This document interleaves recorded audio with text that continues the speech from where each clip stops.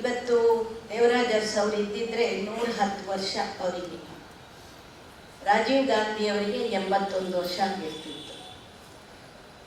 ಬಹುಶಃ ದೇವರಾಜ ಅರಸು ಅವರ ಬಗ್ಗೆ ರಾಜಕೀಯವಾಗಿ ವಿಶ್ಲೇಷಣೆ ಮಾಡಿ ವಿಮರ್ಶನೆ ಮಾಡ್ತಕ್ಕಂಥ ನಿಟ್ಟಿನಲ್ಲಿ ರಂಗರಾಜ್ ಅವರು ಬಹಳ ವಿಚಾರಗಳನ್ನು ಹೇಳ್ತಾರೆ.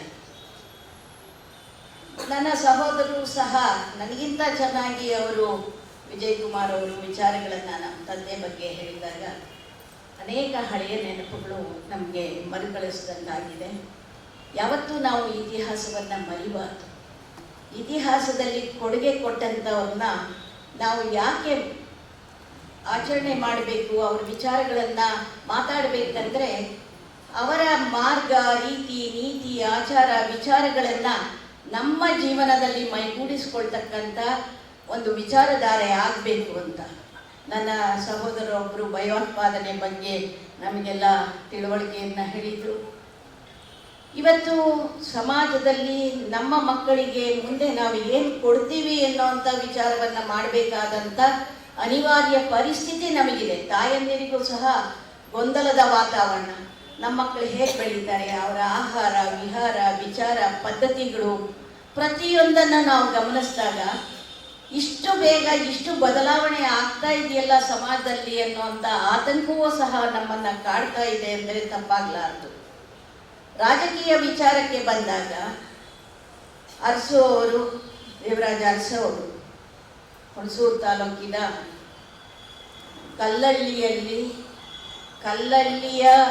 ಕಲ್ಲಿನಲ್ಲಿ ಅರಳಿದ ದೇವರಾಜ ಅರಸು ಒಂದು ಹೂವು ಅಂದರೆ ತಪ್ಪಾಗಲ್ಲ. ಅಂತಹ ಒಂದು ಹಳ್ಳಿಯಲ್ಲಿ, ಆ ಹಳ್ಳಿಯ ಪಕ್ಕದಲ್ಲಿ ನಮ್ಮ ಹಳ್ಳಿ, ಬೆಂಗಳೂರಿನಲ್ಲಿ ಅವರಿಬ್ಬರು ನಮ್ಮ ತಂದೆಯವರು ದೇವರಾಜ ಅರಸನವರು ಮುಖ್ಯಮಂತ್ರಿಗಳಾದಂಥ ಇದ್ದಂಥ ಮನೆಯು ಅಕ್ಕಪಕ್ಕದಲ್ಲಿ ಅವರು ಆರಿಸ್ಕೊಂಡಂಥದ್ದು. ಭಾಳ ಸಲ ಅವರಿಬ್ಬರಿಗೂ ಒಮ್ಮತದ ಅಭಿಪ್ರಾಯ ಇಲ್ಲದಿದ್ದಂಥ ಸಂದರ್ಭದಲ್ಲಿಯೂ ಸಹ ರಾಜಕೀಯವಾಗಿ ಇಬ್ಬರು ಜಗಳ ಆಡಿದ್ದಿದೆ, ವಿಮರ್ಶೆ ಮಾಡಿದ್ದಿದೆ.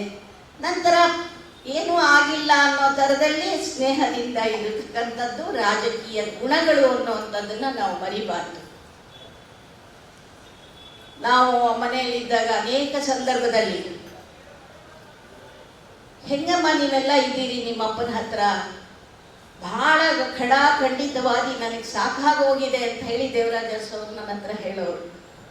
ಎಲ್ಲರೂ ಫಾರಿನ್ಗಾರು ಕಳ್ಸೋಣ ಅಂದರೆ ಎಲ್ಲೂ ದೇಶ ಬಿಟ್ಟು ಹೋಗೋದಿಲ್ಲ, ಇಲ್ಲಿದ್ದು ನಮ್ಮನ್ನೆಲ್ಲದಕ್ಕೂ ಪ್ರಾಣ ತೆಗಿತಾನೆ, ಇದೇ ಥರ ಹೇಳೋರು ಪ್ರತಿಯೊಂದು. ಯಾಕೆ ಅಂದರೆ ಖಡಾಖಂಡಿತವಾಗಿ ವಿಜಯ್ ಕುಮಾರ್ ಹೇಳ್ದಂಗೆ ಅವ್ರು ಹೇಳಿದ್ದನ್ನ ಖಡಾಖಂಡಿತವಾಗಿ ನಡೆಸ್ತಕ್ಕಂಥ ಒಂದು ವಿಚಾರ ಅವರಲ್ಲಿತ್ತು ನಮ್ಮ ತಂದೆ ಹತ್ರ.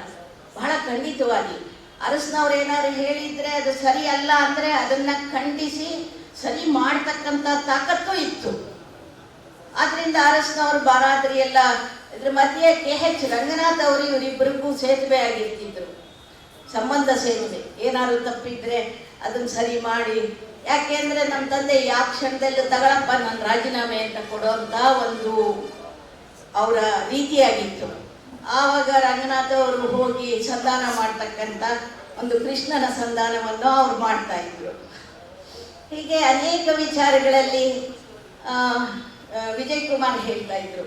ಒಂದು ಹ್ಯಾಂಡ್ ಕರ್ಚೀಫ್ ಸತ ಅವರು ಮಿಲ್ಲಿನ ಹ್ಯಾಂಡ್ ಕರ್ಚೀಫ್ ಉಪಯೋಗಿಸ್ತಿರ್ಲಿಲ್ಲ. ನಾನೊಂದ್ಸಲಿ ದೇವರಾಜ ಅರಸು ಅವರು ಬಹಳ ಸುಹೃದ್ರೂಪಿಯಾಗಿದ್ದರು. ಬಟ್ಟೆ ಬರೆ, ಅವರ ಕೋಟು ದಿರಿಸು ಎಲ್ಲ ಬಹಳ ಚೆನ್ನಾಗಿ ಅಚ್ಚುಕಟ್ಟಾಗಿ ಡ್ರೆಸ್ ಮಾಡ್ಕೋತಾ ಇದ್ದಿದ್ದು ಅವ್ರ ವಿಶೇಷತೆ ದೇವರಾಜ ಅರಸನವ್ರದ್ದು. ಅವರು ಬಕಲ್ ಟೈಪು ಶೂಸ್ ಹಾಕ್ತಾ ಇದ್ರು, ಜ್ಞಾಪಕ ಇರಬೇಕು. ನಾನು ಅದನ್ನು ನೋಡಿ ನಮ್ಮ ತಂದೆಗೂ ಹೋಗಿ ಒಂದು ತಗೊಂಬಂದೆ. ಅದನ್ನು ನೋಡ್ಬಿಟ್ಟೆ, ಯಾರಮ್ಮ ನಿನ್ಗೆ ಹೇಳಿದೆ, ಅವ ಅರಸು ಹಾಕ್ತಾನಲ್ಲ ಅದಕ್ಕೆ ನನಗೂ ತಂದಿದ್ಯಾ ಅಂದರು. ಆಮೇಲೆ ಹೌದು ಚೆನ್ನಾಗಿದೆ ಹಾಕೊಳ್ಳಿ ಎಂದು ಹೋಗುವ ಗಾಂಧಿ ಚಪ್ಪಲಿ ತಗೊಂಬ, 2 ಜೊತೆ ಬರ್ತವೆ. ಇದು ಅವರಲ್ಲಿದ್ದಂಥ ಒಂದು ಸಾಮಾಜಿಕ ಕಳಕಳಿ, ಒಂದು ಪ್ರಾಮಾಣಿಕತೆ, ಆರ್ಥಿಕ ಸ್ಥಿತಿಗತಿಗಳನ್ನು ಅಳೆದು ತೂಗುವಂತಹ ವಸ್ತುಸ್ಥಿತಿ. ನಂತರ ನಾನು ಹೋಗಿ ತಗೊಂಡು ಬಂದು ಗಾಂಧಿ ಚಪ್ಪಲಿ ಬೆಳ್ಳ ಹಾಕಿ ಹಾಕುವಂಥ ಚಪ್ಪಲಿ ತಂದ್ರೇ ಅವ್ನು ಹಾಕ್ತಾ ಇದ್ದಿದ್ದು. ಇವು ಇದ್ದಾಗ ಒಂದೊಂದ್ಸಲಿ ಈ ಟ್ರಾನ್ಸ್ಫರ್ ವಿಚಾರದಲ್ಲಿ ಭಾಳ ಖಂಡಿತವಾಗಿ ನಮ್ಮ ತಂದೆ ಒಂದೊಂದ್ಸಲಿ ಆದರೂ ಜಯಿಸ್ಕೊಂಡು ಇದ್ರಲ್ಲ ಅನ್ನೋ ಒಂದು ಹೆಮ್ಮೆನೂ ಸಹ ನನಗಿದೆ. ಯಾಕೆಂದರೆ ಬಹಳ ಖಂಡಿತವಾಗಿ ಆಗಿದ್ದರೆ ರಾಜಕೀಯದಲ್ಲಿ ಮುಂದೆ ಬರೋದು ಬಹಳ ಕಷ್ಟ. ಇವತ್ತೇನಿದ್ರು ಅಂದ್ರಕ್ಕೂ ಮಂಚುಳು ಆಡುವಂತ ಹೋಗ್ತಾ ಇದ್ದರೆ ರಾಜಕೀಯ ಅನ್ನುವಂಥ ಪರಿಸ್ಥಿತಿ ಅಂತ ಇರೋಂಥ ಸಂದರ್ಭದಲ್ಲೂ ಸಹ ಅನೇಕ ವಿಚಾರಗಳಲ್ಲಿ ಅವರು ಗಲಾಟೆ ಮಾಡಿದ್ದು ಉಂಟು. ಮತ್ತು ಭಾಳ ಸಲ ಅರಸನವರು ಅವ್ರನ್ನ ಹೋಗಲಿ ನನಗೆ ಹೇಳೋರು, ಅದೇನು ನಿಮ್ಮಪ್ಪ ನನ್ನ ಜೊತೆ ಜಗಳ ಮಾಡ್ಕೊಂಡಿದ್ದಾನೆ, ರಾತ್ರಿ ಬೆಳಗ್ಗೆ ನಿಮ್ಮ ಮನೆಗೆ ತಿಂಡಿಗೆ ಬರ್ತಿದ್ದೀನಿ, ಏನು ಮಾಡಿಸ್ತಾ ಇದೆಯಾ ಅಂತ ಕೇಳೋರು. ಅದು ಅವ್ರ ಮೇಲಿದ್ದಂಥ ಪ್ರೀತಿ ವಿಶ್ವಾಸ. ಬೆಳಗ್ಗೆ ಬರೋರು ನಮ್ಮ ತಂದೆ ಸ್ವಲ್ಪ ಕಠಿಣವಾಗಿ ಮುಖ ಭಾಳ ಗಂಭೀರವಾಗೇ ಇರೋರು. ಬಾರೆಗೆ ತಿಂಡಿ ತಿನ್ನೋಣ ಅಂತ ಇವರೇ ಕರ್ಕೊಂಬರೋರು ನಮ್ಮ ಮನೆಗೆ, ಅರಸನವ್ರು ಪಕ್ಕದ ಮನೆ ಅಂತ. ಈಗ ಇವ್ರು ಕಾವೇರಿನಲ್ಲಿ ನಾವಿದ್ವಿ ತಂದೆ ಜೊತೆ, ಅನುಗ್ರಹದಲ್ಲಿ ದೇವರಾಜ ಅರಸನವರು ಇದ್ದರು. ಮತ್ತೆ ತಿಂಡಿ ಎಲ್ಲ ತಿಂದು ಎಲ್ಲ ಆದಮೇಲೆ ಹೆಗಲ ಮೇಲೆ ಹೆಗಲ್ ಕೈ ಹಾಕ್ಕೊಂಡು ಈಗ ಮಾನ್ಯ ಮುಖ್ಯಮಂತ್ರಿಗಳು ಫೌಂಟೇನ್ ಇದೆಯಲ್ಲ ಅಲ್ಲೇ ಸುತ್ತಾಡಿ ರಾಜ್ಯದ ವಿಚಾರಗಳನ್ನು ವಿಶ್ಲೇಷಣೆ ಮಾಡ್ತಾ ಇದ್ರು. ಇವೆಲ್ಲವನ್ನ ನೋಡುವಾಗ ರಾಜಕೀಯವಾಗಿ ಸಾಮಾಜಿಕ ಪರಿಕಲ್ಪನೆಯಲ್ಲಿ ಸಮಾಜದ ಬಗ್ಗೆ ಯಾವ ರೀತಿ ಚರ್ಚೆ ಮಾಡಬೇಕು, ಯಾವ ರೀತಿ ಚರ್ಚೆ ಮಾಡ್ತಾ ಇದ್ರು, ಅದನ್ನು ಆರ್ಥಿಕವಾಗಿ, ಸಾಮಾಜಿಕವಾಗಿ, ಶೈಕ್ಷಣಿಕವಾಗಿ, ಅದರಲ್ಲೂ ಅರಸನವರು ಸಹಕಾರಿಯಾಗೂ ಸಹ ಭಾಳ ಸಹಕಾರಿ ಸಂಘ ಸಂಸ್ಥೆಗಳಿಗೆ ಕೊಡುಗೆ ಕೊಟ್ಟಂಥದ್ದು. ಮತ್ತು ಈಗಾಗಲೇ ಹಿಂದುಳಿದ ವರ್ಗದ ಒಬ್ಬ ನೇತಾರರಾಗಿ ಒಂದು ರಾಷ್ಟ್ರ ಮಟ್ಟದಲ್ಲಿ ಹೆಸರು ಮಾಡಿದಂಥ ದಿವಂಗತ ದೇವರಾಜ ಅರಸವರು, ಅವ್ರ ಮಕ್ಕಳು ಚಂದ್ರಪ್ರಭಾ ಅರಸವರು, ನಾಗರತ್ನ ಮತ್ತು ಭಾರತಿ ಅರಸು, ನಾವು ಎಲ್ಲ ಒಡಗೂಡಿ ಒಟ್ಟಾಡಿಕೊಂಡು ಇದ್ದಂಥ ಸಂದರ್ಭವನ್ನು ನೆನಪು ಮಾಡಿಕೊಳ್ಳುವಾಗ ಚಿಕ್ಕಮಣ್ಣಿ ಅವರು ಭಾಳ ಸಲ ಅವರ ಅರಸನವ್ರ ಬಗ್ಗೆ ಅದೇನೋ ಒಂದು ಕಡೆ ಸೀರೆ ಸುಟ್ಟು ಹೋಗಿತ್ತು. ಯಾಕೆ ಅಮ್ಮ ಸೀರೆ ಸುಟ್ಟೋಗಿ, ಅದೇ ಅರಸು ಇದನ್ನಲ್ಲ ಎಮ್ಮೆ ಚರ್ಮ ಅವರಿಗೆ ಎಲ್ಲೋ ಸಿಗರೇಟ್ ಸೇರಿಬಿಟ್ಟು ಸೀರೆಗೆ ಇಟ್ಬಿಟ್ಟವ್ರು ನನ್ನ ಪಚ್ಚು ಹಿಂಗೆ ಹೇಳೋರು. ಭಾಳ ಧೈರ್ಯವಂತೆ ಮತ್ತು ಭಾಳಷ್ಟು ಒಬ್ಬ ಮಹಿಳೆಗೆ ಇರಬೇಕಾದಂಥ ಗಾಂಭೀರ್ಯ ಇವೆಲ್ಲವೂ ಇದ್ವು. ಮಕ್ಕಳನ್ನು ಅಷ್ಟೇ ಅವರು ಇದರಲ್ಲಿ ಸ್ಕೂಲಿಂದ ಬಂದರೆ ನಮ್ಮನೆಗೆ ಭಾರತಿ ನಮ್ಮನೇಲಿ ಇದ್ದೀನಿ, ರಾಣಿ ಜೊತೆ ಇದ್ದೀನಿ ಅಂತ ಅಂದರೆ ಅವಳ ಹೆಸರು ರಾಣಿ ಅಂತಾನೆ. ಹಾಗಾಗಿ ನಾವೆಲ್ಲ ಆಟ ಆಡ್ತಾ ಇದ್ದಿದ್ದನ್ನು ನೆನೆಸ್ಕೊಳ್ಳೋದು. ಅದರಲ್ಲೂ ನೀರಾವರಿ ಕ್ಷೇತ್ರಕ್ಕೆ ಬಂದಾಗ ಭಾಳಷ್ಟು ವಿಚಾರಗಳನ್ನು ಅವರು ಚರ್ಚೆ ಮಾಡ್ತಾ ಇದ್ರು. ಭಾಳಷ್ಟು ವಿಚಾರದಲ್ಲಿ ಅರಸು ಅವರ ಕೊಡುಗೆ ಹಿಂದುಳಿದ ವರ್ಗದವರಿಗೆ. ಇಲ್ಲಿ ಕೆ ಆರ್ ನಗರದಿಂದ ಒಬ್ಬರು ಹಿಂದುಳಿದ ವರ್ಗದವರು ಕೂಡ ಇವಾಗ ಹಂಗೆ ನಿಮ್ಮ ಹತ್ರ ಹಣ ಇದೆಯಾ ಟಿಕೆಟ್ ನಿಂತ್ಕೊಳ್ಳೋಕ್ಕೆ ಚುನಾವಣೆಯಲ್ಲಿ?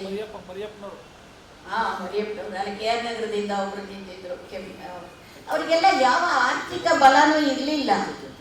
ಅವರಿಗೆಲ್ಲ ಕರ್ಕೊಂಬಂದು ಟಿಕೆಟ್ ಕೊಡಿಸ್ತಾ ಇದ್ರು ದೇವರಾಜ ಅರಸನವರು, ನಿಲ್ಲಿಸಿ ಗೆಲ್ಲಿಸಿ.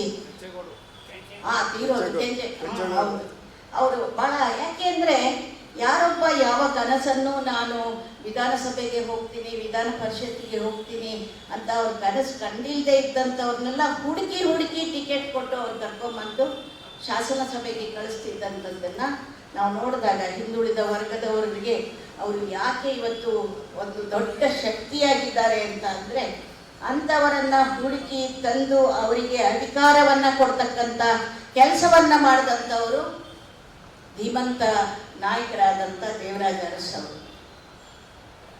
ಬಹುಶಃ ಅವರಿಗಿದ್ದಂಥ ಕಾಳಜಿ, ಬಡವರ ಮೇಲಿದ್ದಂಥ ಅಭಿಮಾನ, ಅವರಿಗೆ ಆರ್ಥಿಕ ಸ್ಥಿತಿಗತಿಗಳನ್ನು ಸಮಾನತೆಯನ್ನು ಕೊಡ್ತಕ್ಕಂಥ ದೃಷ್ಟಿಯಲ್ಲಿ ಅವರು ತೆಗೆದುಕೊಳ್ತಿದ್ದಂಥ ನಿರ್ಣಯಗಳು ಅವರಿಗೆ ಒಂದು ದೊಡ್ಡ ಶಕ್ತಿಯಾಗಿ ರಾಜ್ಯದಲ್ಲಿ ಅವರು ನಿಲ್ಲಲಿಕ್ಕೆ 2 ಸರಿ ಅವರು ಮುಖ್ಯಮಂತ್ರಿಗಳಾಗೋದಕ್ಕೆ ಸಾಕ್ಷಿ ಆಯಿತು ಅನ್ನೋ ಒಂದು ಮಾತನ್ನು ನಾವು ಇವತ್ತು ಒಪ್ಕೋಬೇಕಾಗಿದೆ. ಇವತ್ತು ಬಹಳ ಜನ ನಮ್ಮ ಮಾನ್ಯ ಮುಖ್ಯಮಂತ್ರಿಗಳಾದಂಥ ಸಿದ್ದರಾಮಯ್ಯನವರು ಅದೇ ನಿಟ್ಟಿನಲ್ಲಿ ಅವರು ಕೆಲಸ ಮಾಡ್ತಾ ಇರೋದನ್ನು ನೋಡಿದಾಗ ಹಿಂದುಳಿದ ವರ್ಗದವರಿಗೆ ಅದು ಅಹಿಂದ ಚಳುವಳಿ ಇರ್ಬೋದು, ಮತ್ತೊಂದಿರ್ಬೋದು, ಅವುಗಳಿಗೆ ಉತ್ತೇಜನ ಕೊಡ್ತಕ್ಕಂಥ ನಿಟ್ಟಿನಲ್ಲಿ ಸಾಮಾಜಿಕ ನ್ಯಾಯವನ್ನು ಒದಗಿಸ್ತಕ್ಕಂಥದ್ದನ್ನು ಅವ್ರು ಮಾಡ್ತಾ ಇದ್ದಾರೆ. ಇವತ್ತು ಅವರು ಪಂಚ ಗ್ಯಾರಂಟಿ ಯೋಜನೆಗಳು ಅದರಲ್ಲಿ ಹೆಚ್ಚು ಲಾಭ ಆಗಿರಬೇಕಾದ್ರೆ ಅದು ಮಹಿಳೆಯರಿಗೆ ಲಾಭ ಆಗಿದೆ.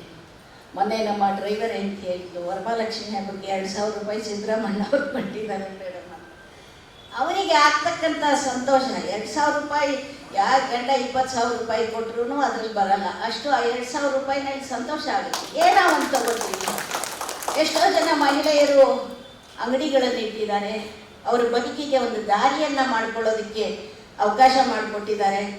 ಅಂತಹ ಒಂದು ಗ್ಯಾರಂಟಿ ಸ್ಕೀಮ್ಗಳನ್ನು ಇವತ್ತು ಕೊಟ್ಟಿರೋದನ್ನು ನಾವು ನೆನಪು ಮಾಡ್ಕೋಬೇಕು. ಯುವಕರಿಗೆ ಉದ್ಯೋಗ ಲಭಿಸ್ತಕ್ಕಂಥ ನಿಟ್ಟಿನಲ್ಲಿ ಮಹಿಳೆಯರಿಗೆ ಆಶ್ರಯವಾಗಿ ಅನೇಕ ಒಂದು ವಿಚಾರದಲ್ಲಿ ಅವರು ಮಹಿಳೆಯರಿಗೂ ಸಹ ಒತ್ತು ಕೊಟ್ಟಿದ್ದಾರೆ ಅನ್ನೋ ವಿಚಾರವನ್ನು ಈ ಸಂದರ್ಭದಲ್ಲಿ ಪ್ರಸ್ತಾಪ ಮಾಡ್ತಾ, ರಾಜೀವ್ ಗಾಂಧಿಯವರು ಇವರು ಹಳ್ಳಿಯಿಂದ ಬಂದರೆ ಅವರು ದಿಲ್ಲಿಯಿಂದ ಬಂದವರು. ಅವರು ದಿಲ್ಲಿಯ ಸರದಾರ, ಇವರು ಹಳ್ಳಿಯ ಸರದಾರ. ಹಾಗೆ ಒಂದೇ ನಿಟ್ಟಿನಲ್ಲಿ ಇಬ್ಬರೂ ಸುಹೃದ್ರೂಪಿಗಳು, ಇಬ್ಬರೂ ಅವ್ರದ್ದೇ ಆದಂಥ ಅರಸು ಅವರು ಸಹ ಒಂದು ಧೀಮಂತ ನಾಯಕತ್ವ, ರಾಜೀವ್ ಗಾಂಧಿಯವರು ಸಹ ಅದರಲ್ಲೂ ಮಹಿಳೆಯರಿಗೆ ವಿಶೇಷವಾಗಿ ರಾಜಕೀಯವಾಗಿ ಧ್ವನಿಯನ್ನು ಕೊಟ್ಟಂಥವರು. ರಾಜೀವ್ ಗಾಂಧಿಯವರು ಸಂವಿಧಾನವನ್ನು ತಿದ್ದುಪಡಿ ಮಾಡಿ 26-27 ಆರ್ಟಿಕಲ್ನಲ್ಲಿ ಅವರಿಗೆ ಒಂದು ಅವಕಾಶವನ್ನು ಕೊಟ್ಟು